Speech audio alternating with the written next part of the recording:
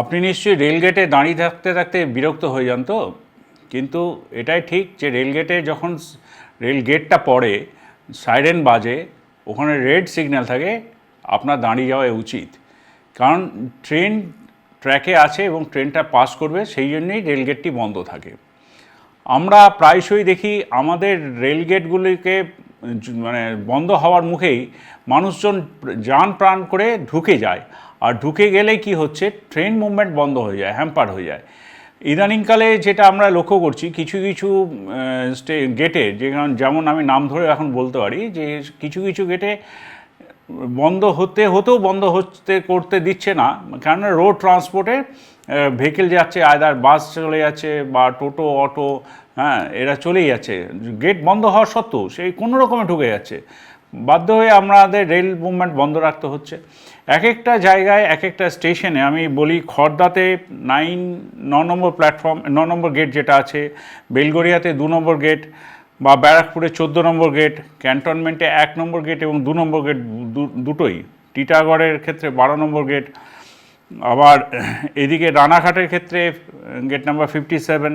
প্রত্যেকটাতে পিক সময়, মানে সকাল 8টা 30 থেকে 11টা 30, বা এদিকে সন্ধ্যেবেলা 5:30 থেকে 8:30 পর্যন্ত আমরা যেটা লক্ষ্য করছি, ট্রেন মুভমেন্ট আমাদের বন্ধ রাখতে হচ্ছে। ট্রেন চলাচলে লেট হয়ে যাচ্ছে প্রায় 15 থেকে 20 মিনিট। আপনি এবার ভাবুন তো, আপনার যে কলিগ হন বা আত্মীয় হন যে ট্রেনে আছে, প্রায় 1.5 থেকে 2,000 মানুষ ট্রেনে থাকেন, প্যাসেঞ্জাররা, তাদের তো অনেকটা লেট হয়ে যাচ্ছে যদি গেটটা এইভাবে বন্ধ না করতে পারি।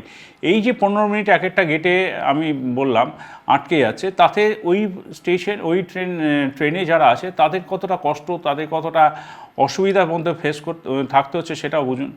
আবার এইদিকে আসি রিষ্টায় 3 নম্বর আর 4 নম্বর গেট, মানে এত ব্যস্ত গেট যে ট্রেন আমরা চালাতেই পারছি না। খুব প্রবলেমও হচ্ছে যে গেট বন্ধ না হলে চলবে কী করে। উত্তরপাড়ায় 2C, বৈদ্যবাটিতে 11 স্পেশাল, তালিতে 56 স্পেশাল, শক্তিগড়ে 44 স্পেশাল, বারুইপাড়ায় আছে, মেমারিতে 32 এবং 33 নম্বর গেট, বেলুড়ে 1.5 নম্বর গেটটা। তো এই গেটগুলোতে আপনাদের সহযোগিতায় চাইছি যে গেট যখন পড়ছে তখন দয়া করে আপনারা ঢোকার চেষ্টা করবেন না রেলে প্রেমিসেসের মধ্যে। এটা তো দণ্ডনীয় অপরাধ, সে তো ছেড়েই দিন, কিন্তু বিপদ আপনার বিপদ হতে পারে। সেই অনুরোধই করছি যে অকারণ নিচে প্রাণের ঝুঁকি নেবেন না। আর আরেকটা কথাও ভাবুন, ট্রেনটা যখন প্ল্যাটফর্মে বা স্টেশনে ঢুকতে পারছে না, অটোমেটিক লেট হচ্ছে। লেটটা এই যে 5 মিনিট 7 মিনিট বা 10 মিনিট যে লেট হয়ে যাচ্ছে এক একটা গেটে, এটার কিউমুলেটিভ এফেক্ট কিন্তু বড় আকার ধারণ করছে।